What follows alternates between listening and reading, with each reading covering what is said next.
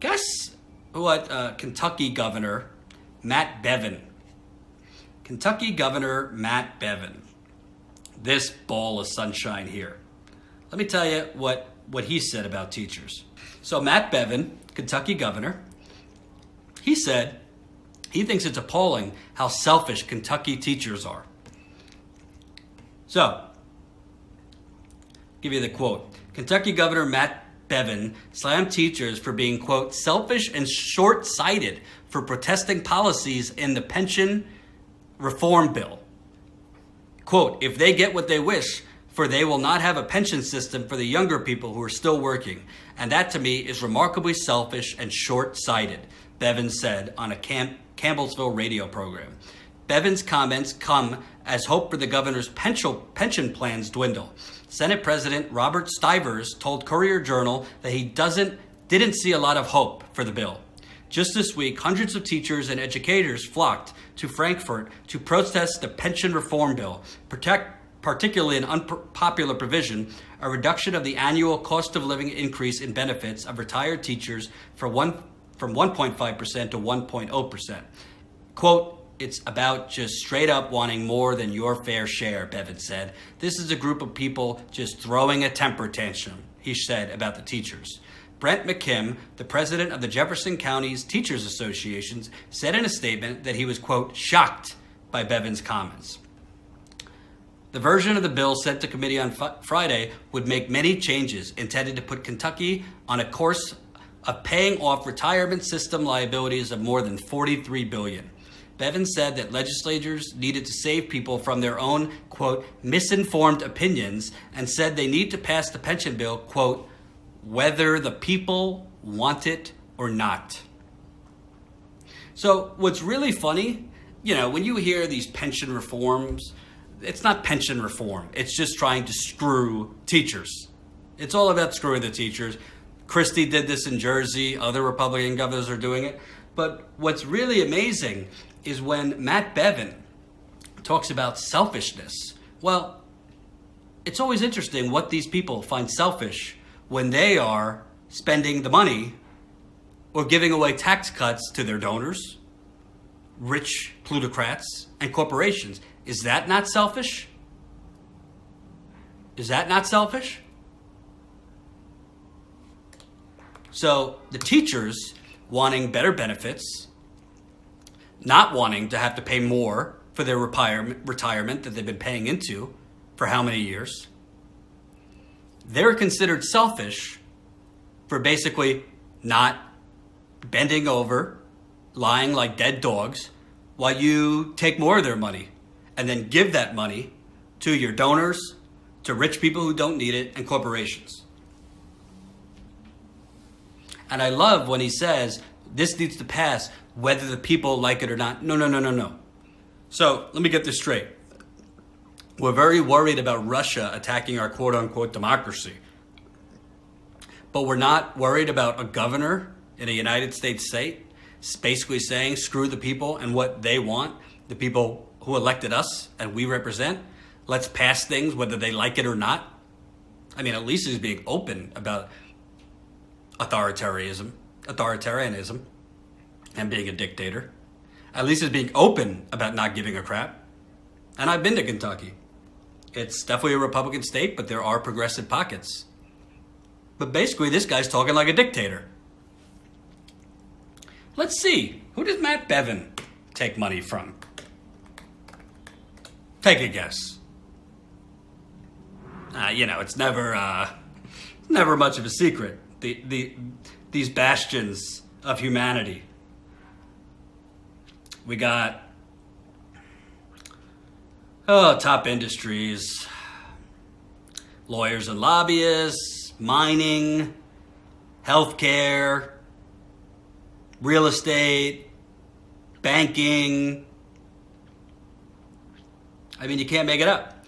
Finance, insurance and real estate, energy and natural resources, aka big oil, health, aka big pharma.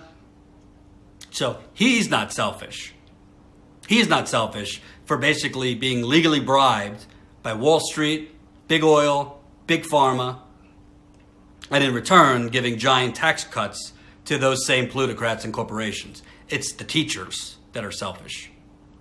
You know, folks, I think we all got to say, I'm mad as hell and I ain't going to take it anymore.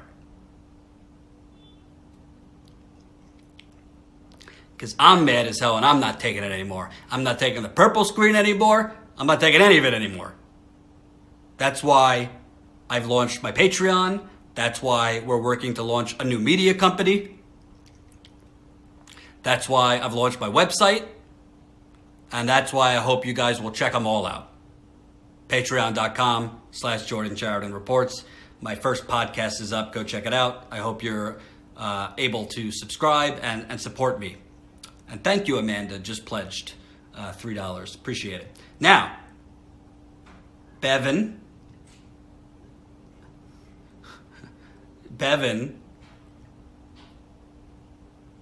plan also calls.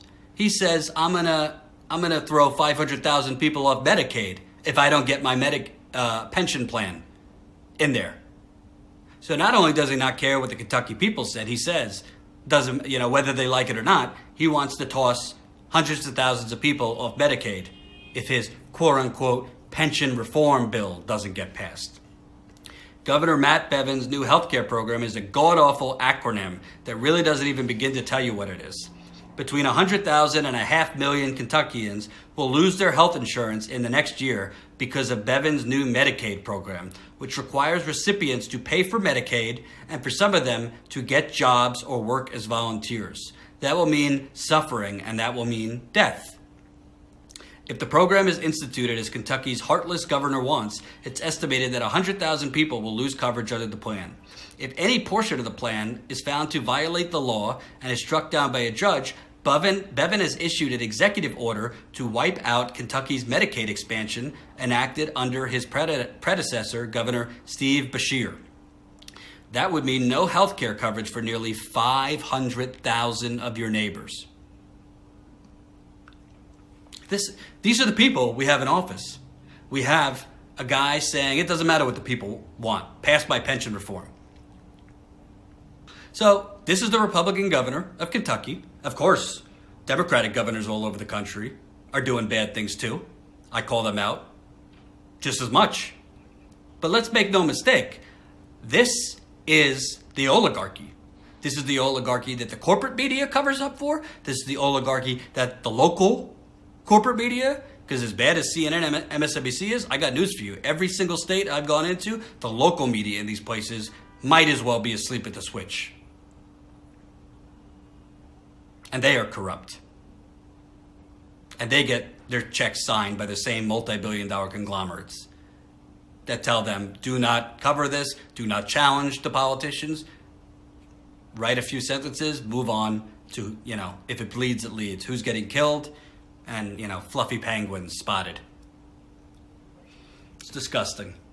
But I'm very optimistic. The fact that we are seeing teachers striking, the fact that we are seeing labor unions strengthening, the fact that we are seeing an explosion of progressive candidates with primaries starting soon. The fact that we're seeing all these things is super well.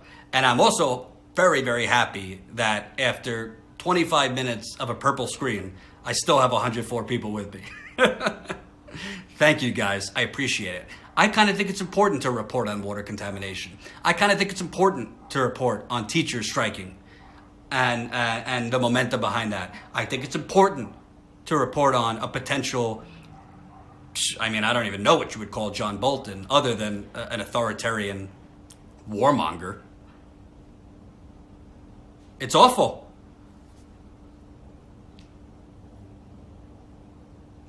Jordan, university teachers in UK are striking for their pensions. It's happening everywhere.